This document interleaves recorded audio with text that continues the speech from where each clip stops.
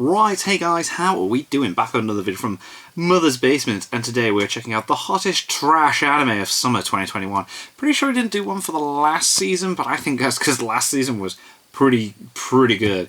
This season, there doesn't seem to be much screaming out, so let's see when the next season comes around, and I'm trying to catch up with this one, what to avoid, shall we?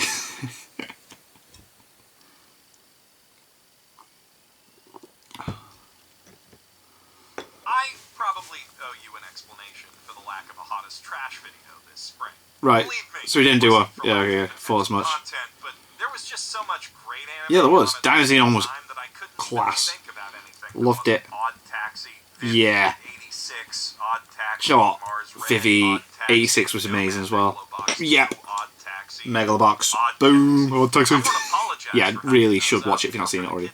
But I will apologize for not simultaneously Fairy Ranmaru. to the pungent delights of Fairy Ranmaru, Cestus, Blue Reflection Ray, and especially Osomake, the rom-com where the childhood friend absolutely will not lose. Nothing okay. Oh god, X-Arm was abysmal. Of course, but a fine seasonal selection nonetheless that I, as a trained trash sommelier, was remiss in neglecting to review. Sadly, the moment has passed, and the summer heat now beats down on newer, smellier, more exciting methods of use in various states of inhalation, so we too must move on to browner pastures. God. We may return to cover some or all of spring's garbage next month if there's interest in that, but for now, this is the hottest trash of summer 2021, rated, as always, on an intuitive, highly scientific scale of garbage quantity and burniness. Nice. To help you understand how that all works, let's set a baseline with a familiar breed of trash. Let's do it. Baseline. Translating interactive stories to non-interactive. They do tend to turn out bad. And almost everyone fucks Doom up. was made bad. all the money that one time, and anime And then everyone else was like, let's do it. Since. Scarlet Nexus, a solid new cyberpunk action RPG from the team behind Tales of Vesperia, pushes the cross-media hype train harder than most by hiding codes for in-game rewards within the anime's episodes. No way. Which is a neat idea, that's only cool. Slightly hampered by the fact that the show is completely unwatchable. Oh for no. starters, its action scenes are abysmal, even by video game anime. Jeez. I'm talking South Park stiff animation. What is going on? Red Void because I guess they ran out of background art. No. The few backgrounds they do have are all bland and empty, a far Jesus. cry from the game's vibrant, ad-dense Oh wow, that looks awesome. If that weren't enough to kill the vibe, the game's distinctive mix of hard J-rock Whoa. and beats JoJo's. has been replaced entirely with the most generic Come on, anime give us a clip. I've ever heard. Oh my god.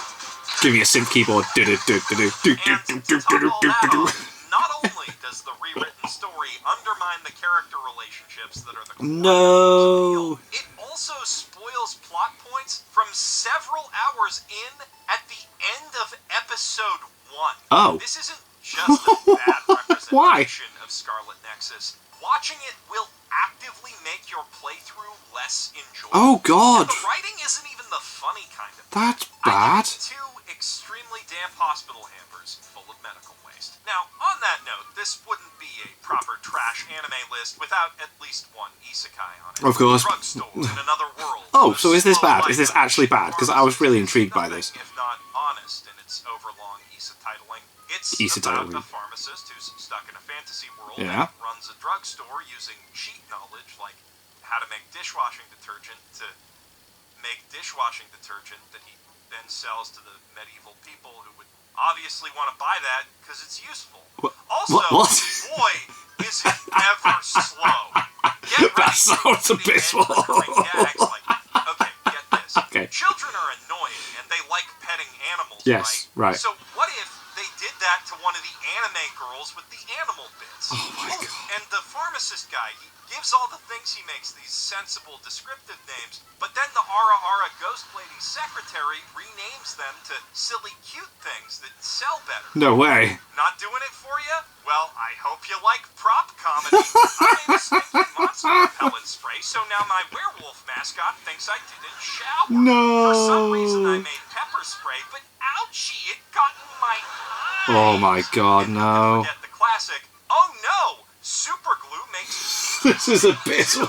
If you've always wanted to see low-effort Dragon Quest LARPers recite sitcom gags that were stale when I Love Lucy was on, you should probably be on a list, but this is the isekai for you. No, if not, it may still be this worth sounds watching atrocious. to find out what a true neutral, pure 5 out of 10 anime really looks like.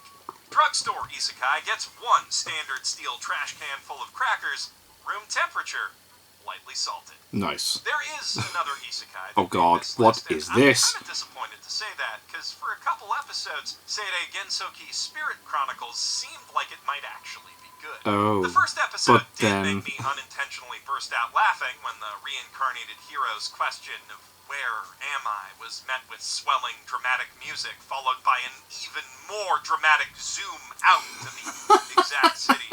It's always the same. It's always the same place. Why is that? Tortured by homophobic royal guards was about as predictable as it was hilariously overwrought. But then the story started leaning harder into exploring the dichotomy between Ryo's reincarnated memories and the person he is now. Right. It started expanding on the magic system and the oh my god, even building decently believable relationships between Protag Kun and his peers. Yeah, cool. it still did the thing where the comically evil spoiled rich kids make life hell for the poor kid at the Magic Well, of Knight course they Academy, have to. and they That's can't the really do shit dumb because thing. it's that much better than Jeez. them. But that did work well. I took an arrow to the knee. An adventure, and for a minute, it seemed like that adventure would get really good. There's even a bit where a beast girl slave who he frees while she's trying to assassinate him is like, "Put my magic collar back on so you can trust me," and his response is just, "No, that's really fucked up. Just throw that thing away, please." Maybe the bar for this genre's too low. Yeah. Either way, it's not long before Spirit Chronicles dips back down below it. Okay. Ryo arrives at a village of beastmen that, after a tiny misunderstanding, more or less immediately decides to worship him as a god. Then there's a time skip, and when we come back, the cool assassin girl has forgotten how to assassin, while he's learned how to fly. You know, like Goku does. Also, but that's Naruto. The power fantasy takes the wheel, the plot gets increasingly predictable, and the characters get decreasingly interesting. I know he's joking. Ryo. I can't say I'm surprised. This is exactly where the first episode made me think it was going, but the brief detour into actually decent fantasy gave me false hope, and I kinda resent it for that. I'm giving it 3 standard steel trash cans full of ReZero fanfics that were on fire until someone splashed some water in there, but not nearly enough to stop it from happening. Another summer show I really wish I could love. No, the animation looks abysmal. D-side from Mary. Guilty Gear-esque 3D Sakuga looks the awesomest it ever has here. Seriously, these action scenes are incredible. They've come a long way since Babuki Baranki. And the 2.5D characters in those action scenes are remarkably expressive, too. Not to mention, drippy as hell in both their street clothes they got some class. And their Nightmare World pseudo-Sentai get-ups. But the phrase that they use to transform into those costumes, which is also the name for what people with their superpowers are, it's, you see, what they say with their mouths, right, very dramatically, every episode, usually at the emotional climax, is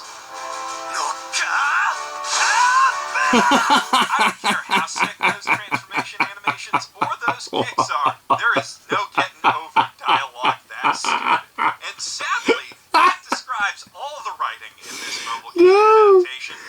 Japanese wouldn't be so bad if this was just a dumb superhero show. Oh my god. Donning magical fits to fight cool persona monsters of the week. But unfortunately, B-Side Traumarai also feels the need to do these monsters represent real social issues faced by real teenagers. The persona formula. That's why the monsters are called Traumarai.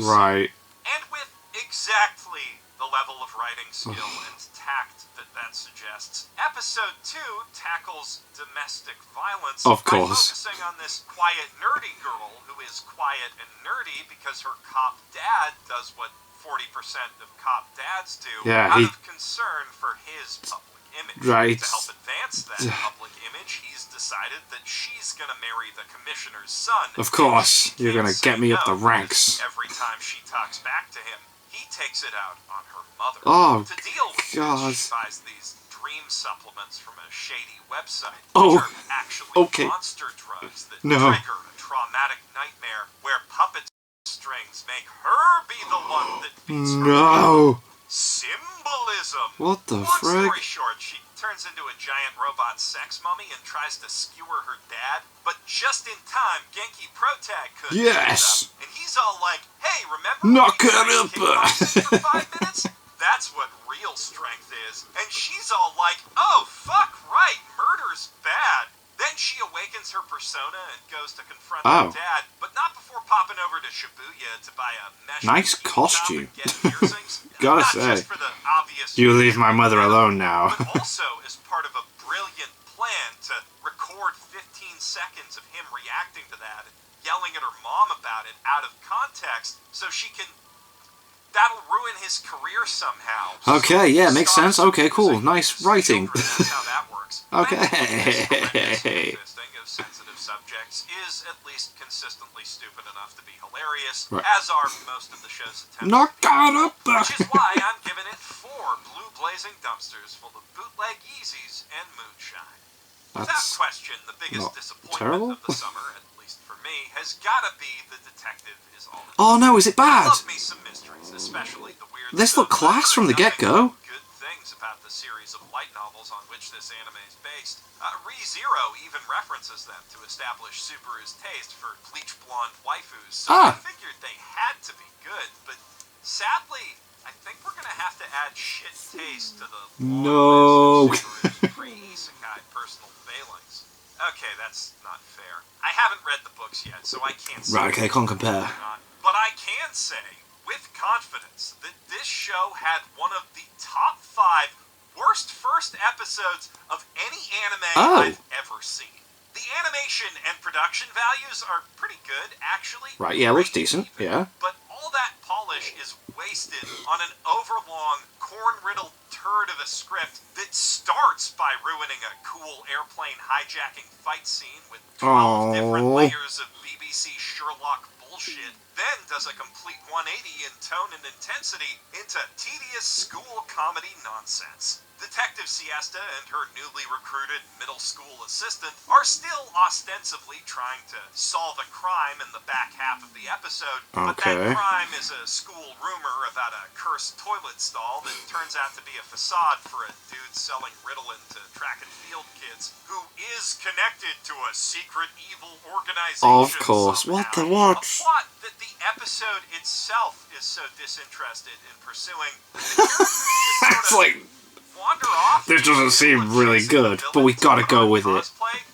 Do we have to? Get naked at least once before Jesus. she dies. Not a spoiler. It's in the title. And The detective is already dead. Compelled to spell out the romantic subtext of their Sherlock and Watson partnership in the most obvious way possible. Right. To be fair, that is apparently an anime original episode, so that's definitely not on the light novel author, but to be balanced, the next arc has more or less all the same Sorry, I'm pouring my beer and I'm covering my lights. pacing and unsatisfying, poorly telegraphed solutions and twists to mysteries. The dialogue also does that otaku pseudo-meta commentary thing where the characters have a self-aware quip ready for every single thing that happens to and around them, which can work in the context of text, but tends to make spoken dialogue grind to a halt. On the flip side of that, 3 episodes is pretty short for a light novel volume adaptation, so the show ends up feeling like it's simultaneously rushing through the plot and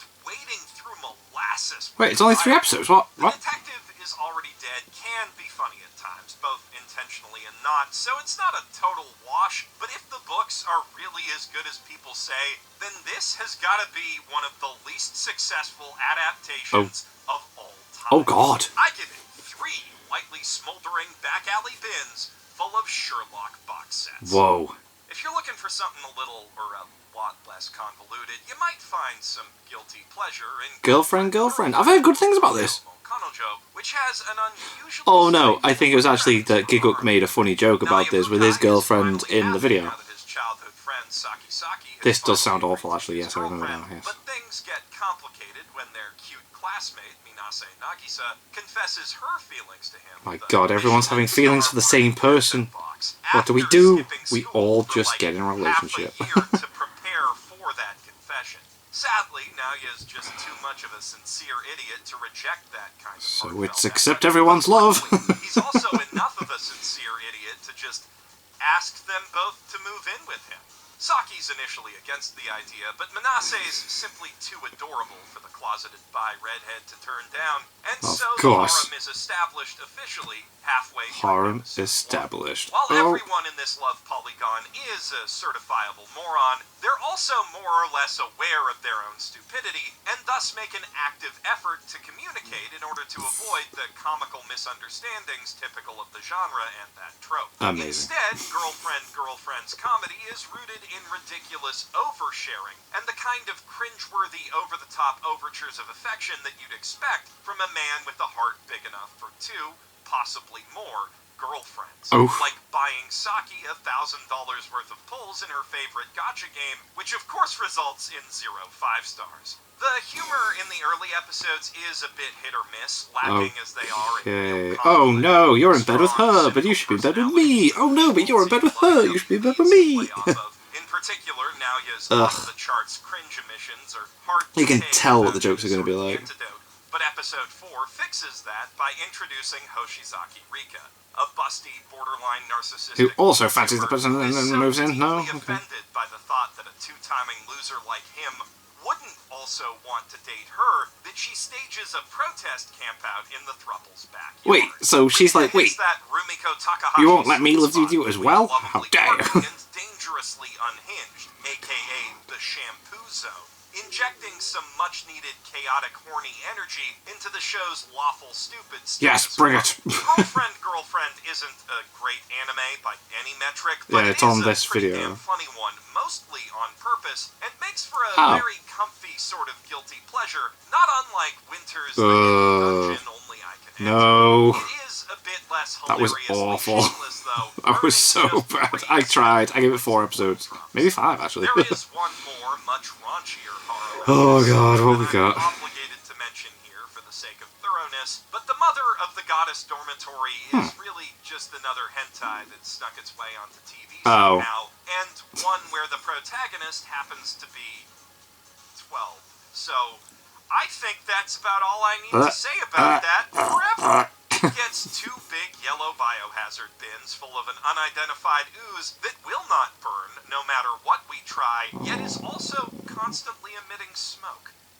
Last but not least, or should it be most, since we're talking about trash anime Yes, here? maybe. You should, it doesn't yes. matter. What is the I worst? already touched on Battle Game in 5 seconds of meeting in my video on Big Dumb Battle Royales, focusing there mostly on the strategic potential of the power system, in particular the resident gamer Jesus-kun's ability to have whatever ability the other person Think he thinks has. Yeah, I remember that, yeah. Also talked about the ultra-edgy murder waifu backstory of Yuri, which, despite involving 2 different cases of child abuse and a psycho stalker, is actually pretty tame by this genre's standards. What I wasn't able to fit into that discussion is an in-depth look at the protagonist himself, Akira Shiro Yanagi, and that's a shame because he actually differs quite a bit from your typical death game hero, in that instead of being a meek nerd who frets about fighting before he's forced to toughen up, he's just a straight-up sociopath before the game even begins. Oh! He spends every minute that he's not playing online argument simulator fighting games,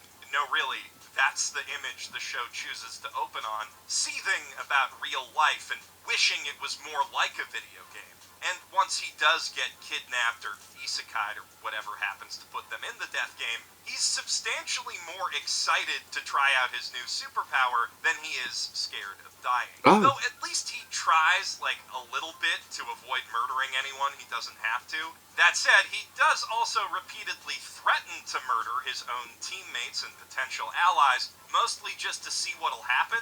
Something that almost everyone around him just accepts as sensible and pragmatic. And it's further implied that he's intentionally manufacturing romance flags with the aforementioned murder waifu to emotionally manipulate her into being his ally. Go ahead, lads. That's some light Yagami moves there. Just happens to be a fangirl of Akira's online pro gamer persona, Ki.